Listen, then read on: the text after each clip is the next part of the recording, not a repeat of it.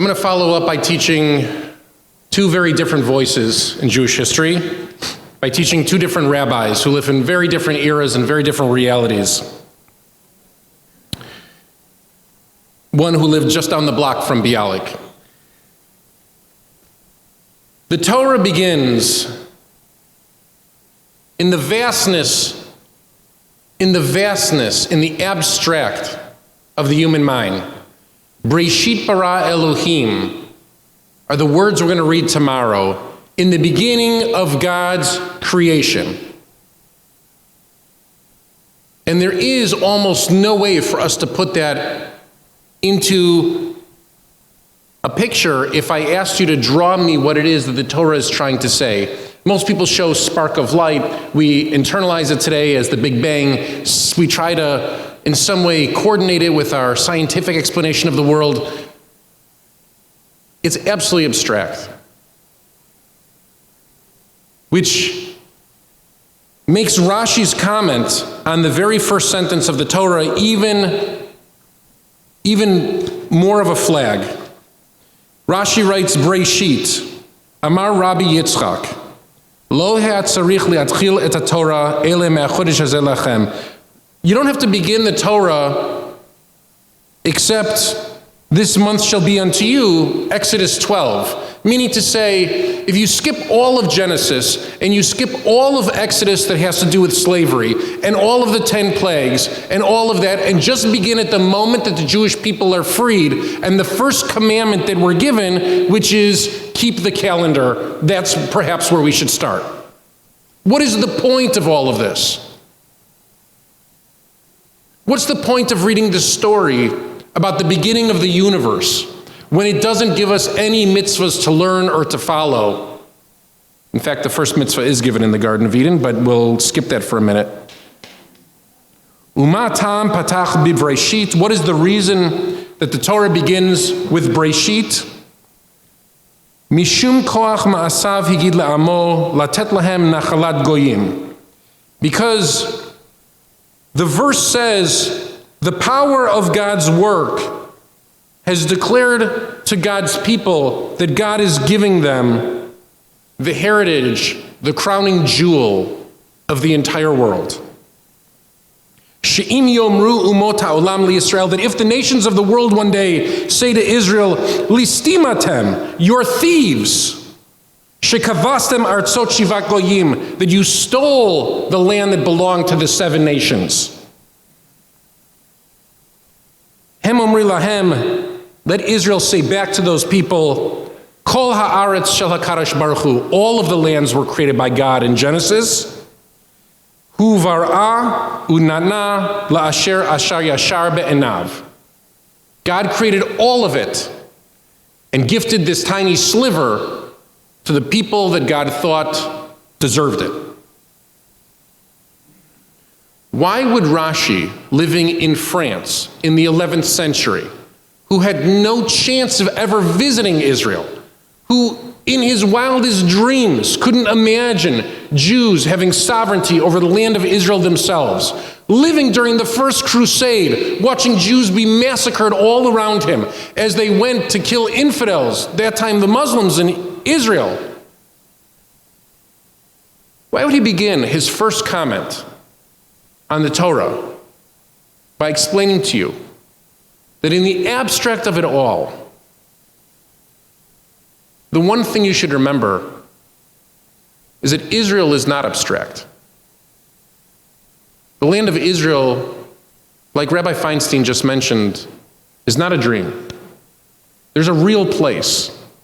Even if Rashi was to never touch it in his life, it is real. He carves it out from Noah's flood. He carves it out from the Garden of Eden. He carves it out with his comments to say that when the nations of the world turn to the Jewish people and say, that doesn't belong to you, we're to hold up the first 11 chapters of Genesis and say, everyone in the world had a chance. Everyone in the world had a chance. Now, do I think that this justifies why it is that we have Israel? Do I think that Rashi and his comment is a good substitute for the Declaration of Independence for the State of Israel? No. But I think it's important for all of us to understand that this isn't the first time in history that people have said the world would be better off without Jews living on that sliver of property. And Rashi predicted it wouldn't just be peoples in the world, it would in fact be our neighbors. It'd be the people who live next to us. Unlike Herzl, who thought that our neighbors would welcome us with open arms because we were to bring civilization to the Middle East from Europe. We would teach them about technology and agriculture in ways that they never knew.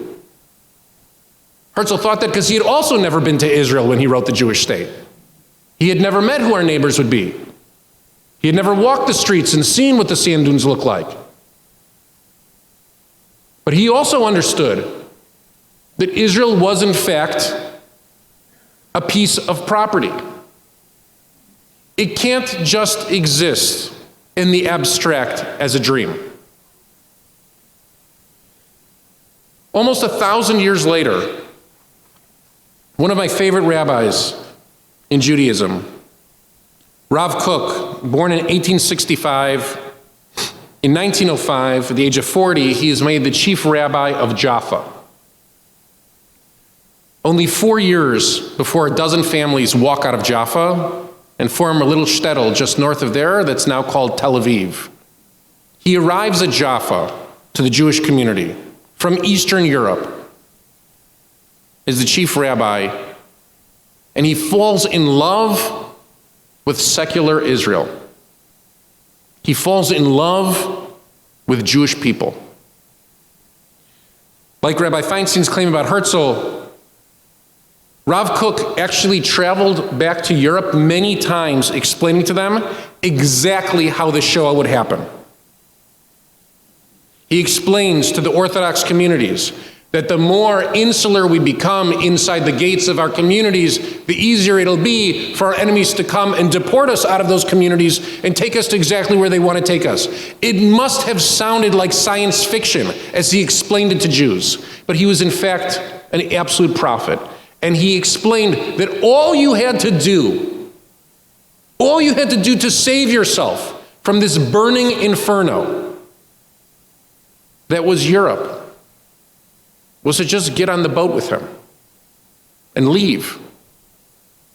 He traveled around the world to secular communities and defended Judaism and explained to them that only by living a life of Torah and mitzvot would they feel aligned with the rest of the Jewish people. And he explained to the Orthodox communities that only by coming to Israel could they in fact be the fullest Jews that they could be. He was a spokesperson for so many different causes at the beginning of the 20th century. And then his theories are reinforced because during World War I, he's caught in Germany at the beginning of the war. And what do they do to him in Germany? They put him in a camp because they're not sure what to do with this foreigner. And in the camp, he realizes that an overwhelming amount of prisoners in the camp during World War I in Germany are Jews. So he manages to escape, and he gets to London. And in London, he delivers 1 million different lectures to the Jewish community about the future of Europe. And nobody wants to hear from him.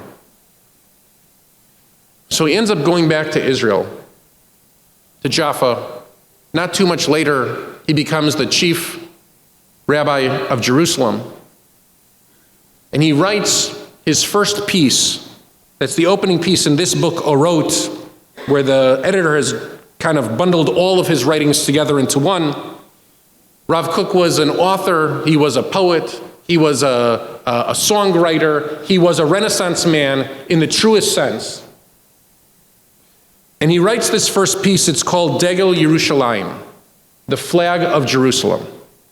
And I'll read you some of it, and just take my word for it. The Hebrew is poetry, Anu medabrim al davar nishmat hatchiyah haleumit shalanu. We're speaking of the soul of our national renaissance, the root of life of the aspiration to build a land, our holy land, by the living people. That is, in fact, the renaissance of the holy itself. The treasure of life of the holy is stored in every heart of Israel. In the nation as a whole, this is the power that controls all its ways and its essence. The nation's longing for its origin, its renaissance, its land, exists only in the quality of holiness that is peculiar to our character. There is, in fact, no other people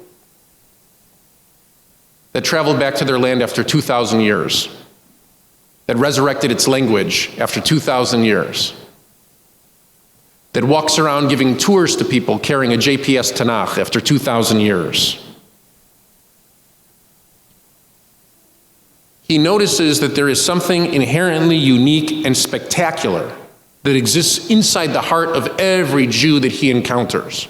This longing to reinsert ourselves back into the amazing narrative of our people. I'll skip towards the end.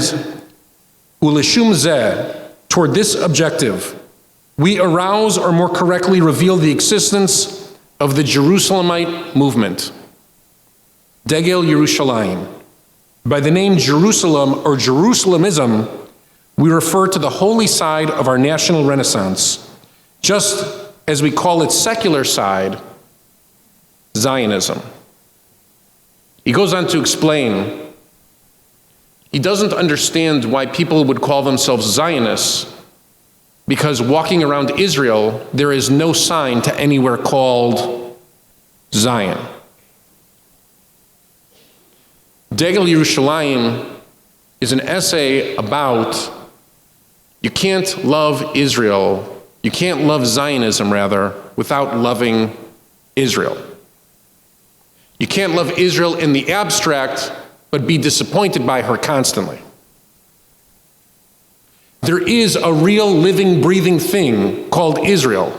And in this book, he'll notice 1,000 times that Israelis aren't the same as Eastern Europeans. He'll notice 1,000 times that there's something that we share as a people, just as Rabbi Feinstein was talking about, as he mentioned, that's profoundly different than we shared with our countries of origin in Europe. Jews that he encounters from Morocco, he feels more akin to than his Ukrainian neighbors on the street in which he was born. And he spends his life trying to explain to people why. On days like today, I look back at many statements, articles, even sermons. Think to myself, a lot of authors, thinkers, even rabbis, talk about their Zionist aspirations. And I feel like they very often don't love what's actually on the ground there right now. What's on the ground there right now is our family.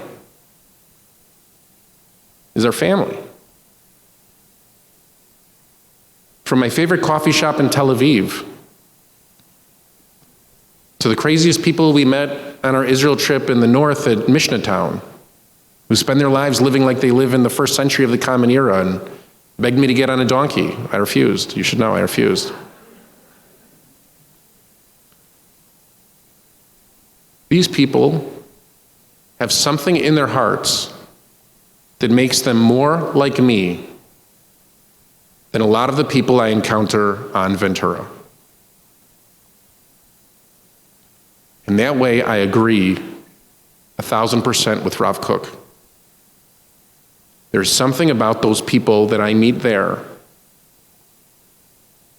that make me want to hug them, that make me want to help them, that make me want to support them in the same way that I would my brother's kids, my sister's kids, my family. I can't explain it. Just like Herzl, just like Rav Kook. We have to understand that at moments like this, it's a real thing. This isn't a moment for the abstract dream anymore. As Rabbi Feinstein said, there's a time for dreams. And there's a time for mamish rolling up your sleeves and trying to help. Because there are real Jews living in a real Jewish nation state called the State of Israel. And that real place is under attack by real people who wish all of us harm. Not because we live in settlements, not because they don't like the address of certain people's houses. What you should have learned today is that there's no difference in their minds between people who live in Tel Aviv and people who live in Sderot and people who live in Gush Etzion. Mika Goodman, one of my favorite authors to read today, wrote a book called The 1967 Question. The 1967 Catch 67. The thesis of Catch 67 is that after winning the Six-Day War, we're in fact fighting the Six-Day War every day of our lives. The settlement of the Six-Day War has produced the reality of Israel, and we continue to fight the Six-Day War every single day. And on today, as I watch the news, I would tell you that if I was sitting on a panel with Mika Goodman, I would tell him it's absolutely incorrect. We're fighting 1948 every day of our lives. What you're seeing today is not a rebuke of what happened in 1967. What you're seeing today is a rebuke of what happened in 1947, in 1948. Don't kid yourselves. What you're seeing today is a rebuke of what happened in 1911, when Jews walked out of Jaffa to start Tel Aviv. What you're seeing today is a rebuke of the ideas of Rav Kook and Bialik, who lived on the same block in Neve Tzedek. What you're seeing today is a rebuke of the aspirations of Herzl and Rashi. What you're seeing today in all of its violence and mayhem is a statement by our neighbors saying, you stole this land, listim atem. And they want us to go back to imagining Israel as a dream. But we will not go back. We will not go back. There is a place that we visit, and people there whom we love, and a country there that we, thank God, have settled. And it is, in fact, a beacon, an inspiration for all of us and for so many others around the world. And just as Rashi begins his commentary on the Torah, we're not thieves. We're not afraid. We're not ashamed. And we're not going anywhere. So we need now is to come together as a people. Those who are there, who are called up to fight, and those who are here who are being called up to fight as well. The fight for us is very different. The fight for us is in the reading of articles and the writing emails to editors, the reading of headlines and questioning motivations. It's calls and emails to the leaders of this country. It's standing with Israel on social media, even when people say the nastiest things possible to you on your page. If you don't believe me, you can just go to my page. You can see all the comments.